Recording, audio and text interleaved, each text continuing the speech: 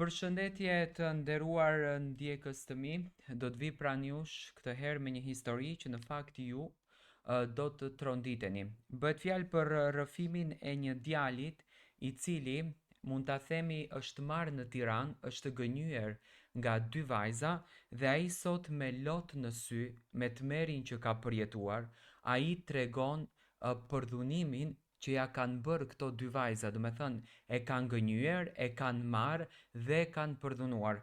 Djali me lot në sy e kisha shumë të vështirë që ta bindi që unë t'ja lexoj rrëfimin, sepse është një djalë nga Tirana, do me thënë kishte frikën që mos e njohin, mos e zbulojnë, por ai me lot në sy e tregon se çfarë ka përjetuar. Do të shokoheni nga kjo e cila do të dëgjoni.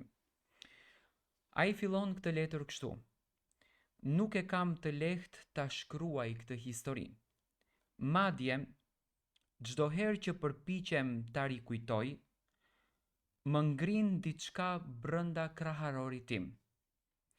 Por nëse ka diçka që më ka ndihmuar të mos çmendem, është kjo që unë duhet të flas, të shkruaj, të nxjerr jashtë vetes diçka që ka vite që kërkon të del. Gjithçka nisi një mbrëmje të zakonshme. Ato lloj netësh ku nuk pret që jeta të marrë kthes. Ku mendja është e lodhur edhe zemra është e shpërqendruar. Në atë kohë kisha lënë pas një lidhje të vështirë, një lidhje të trazuar, të mbushur me tension edhe me emocione shumë të forta. Dhe mendova se unë e kisha mbyllur me atë kapitull. Por e kaluara ka zakon të trokas në derë pikërisht atëherë kur je më i pambrojtur në jetë. Në orën 21:17 më vjen një mesazh në telefon urgjent dhe shkruan: duhet të të shoh urgjent. Një fjali e shkurtër, pa shumë sqarime, por mjaftoi që stomaku të më shtrëngohej nga pak. E dija kush ishte, mjaftonte emri në ekranin e telefonit. Mendova gjatë nëse ti përgjigjesha apo nuk duhej ti përgjigjesha. Ndoshta duhej thjesht ta fshija mesazhin dhe ta lija ashtu. Por pas disa minutash hezitimi, i thash vetes pse jo. Do t'i përgjigjem, ndoshta ka diçka të rëndësishme pas këtij mesazhit. Ku je? Ja ktheva. Dhe ajo më erdhi, më lëshoi një adresë, pastaj heshtje. Le ta quaj heshtja e parë e dyshimt. Do me thënë vajza në fjalë, në mesazh djalit i ka lishuar një adresë. Kur mbërita në lagjen që më kishte dërguar, ajo dukej ndryshe nga se unë e mbaja mend. E erët pothuajse një lagje tepër e braktisur. Dritaret e apartamenteve përreth ishin krejt të fikura dhe dritat e rrugës pulsonin sikur mezi që ndronin të ndezura. Njerëz pothuajse në atë lagje rreth e qarkën nuk kishte. Vetëm një takim, i thash vetes, asgjë më shumë. Ku ma merrte mendja që do më ndodhe ndonjë gjë, thot djali, s'ja ka pritur mendja fare. U afrova tek ndërtesa, ishte ftohtë, gri e lëmuar nga koha. Ngjita shkallët edhe trokita tek dera tek numri që më kishte shkruar në banesë. Zemra po më rihte më fort se zakonisht, por përpiqesha që ta injoroja si ndjesi. Dera u hap. Por jo nga ajo që unë e prisja, por nga një vajzë që nuk e kisha parë kur më parë në jetën time. Dukej e qetë, e sjellshme, por me një lloj buzëqeshje të ngrirë që nuk arrinte në sy. Hyr, tha ajo. Po të pret. Do me thënë ajo që ja ka shkruar mesazhin ka qenë brenda në dhomë. Derën ja ka hapur një vajzë tjetër. Hyra. Gabimi im I parë them sot që hyra në atë banesë. Apartamenti ishte I errët. Vetëm një dritë e zbet vinte nga dhoma e ndenjës, duke krijuar hije të çuditshme mbi muret ngjyrë besh. Dhoma ishte e rregullt, shumë e rregullt, sikur dikush e kishte pastruar pak para se unë të vija. Por aroma në ajër ishte tepër e rëndë, sikur dritaret nuk ishin hapur për ditë të tëra. Ndonjë copë mobilje lëkundej paksa nga era që vinte në korridor. Një lloj rënkimi druri që unë në fakt nuk e kuptoja se çfarë po ndodhte. Mbylla derën pas meje dhe u dëgjua një klik metalik I çuditshëm. Ku është, e pyeta unë, shoqen e saj. Vajza mu afrua duke ruajtur po atë buzëqeshje të ftohtë dhe më tha, do të vi tani, tha. Ulu. Zëri I saj më bëri të ndjesha I paqt. Ula gjithsesi. Këmbët më dridheshin lehtë. Por unë ja fajsoja nervozitetit momental. Nuk doja ta besoja se diçka e keqe mund të ishte duke ndodhur në moment.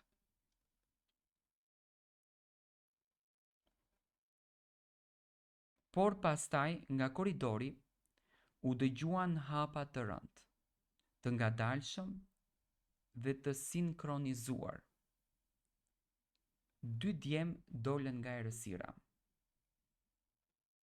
Nuk kishte nevojë të më thonin asnjë gjë. Mënyra si qëndronin, si më shikonin, më mjaftoi instinktivisht dhe u çova në këmbë.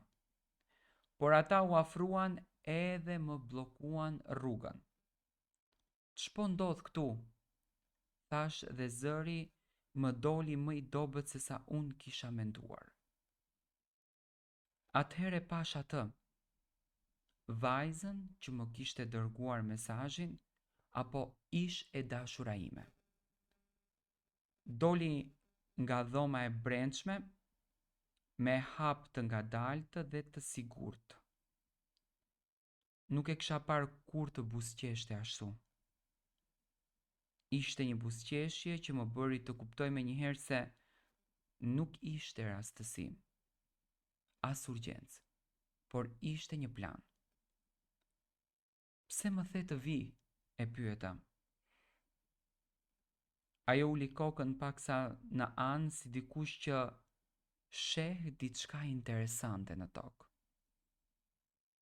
Sepse kështu duhej, më tha. Pastaj çfarë ndodhi, u bë shumë shpejt. Nuk dua ta përshkruaj çdo detaj, por dua të shpjegoj atmosferën, sepse ajo është gjëja që më ndjek më shumë. Nuk kishte britma, nuk kishte kaos, vetëm kontroll, ftohtësi, ajri që dridhej nga tensioni. Ata njihnin çdo lëvizje të njëri tjetrit sikur e kishin praktikuar këtë skenar me shumë qetësi. Më kërkuan para, jo pak, por shumë. Më dhan afat, ultimatum, presion, më ndoqën deri në shtëpi për t'i marrë. U ktheva me një ndjesi sikur isha kthyer në një vend ku nuk doja, sikur më glabëronte rrethimi. Kur mendova se mbaroi, ata kërkuan më shumë. Edhe më shumë. Ata nuk donin vetëm para. Ata donin nënshtrim, donin frikë, donin të më shihnin të thyer. Ajo më shikonte nga divani me këmbë të kryqëzuara, si të ishte spektatore një filmi që e kishte parë me 10 dhe 100 herë. Ora kalonte ngadalë, shumë ngadalë. Muret më dukeshin sikur po ngushtoheshin. Dritat fikeshin edhe ndiseshin. Vetë. Ose ndoshta ishte thjesht trurim që nuk arrinte më të dallonte realitetin. Në një moment humba nocionin e kohës. E vetmja gjë që e ndjeja ishte frika, një frikë e thellë primitive që të trondiste çdo qelis. Në një moment dëgjova një zë nga korridori jashtë, një hije dhe një trokitje. Një nga djemt të ngriti kokën i alarmuar, për herë të parë pash panik te ata. Pastaj zhurma, hapa të fortë, urdhra, policia, hapeni derën.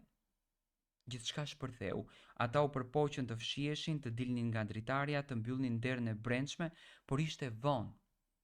Dera u përplas, urdhrat e policisë mbushën apartamentin, kishte lëvizje nervoze, shkelma në dysheme, objekte që binin, por për mua gjithçka ishte si të shikoja nga nën ujë, si një slow motion. Dikush më mori nga krau, një oficer më tha je i sigurt, je gjallë, hajde dil.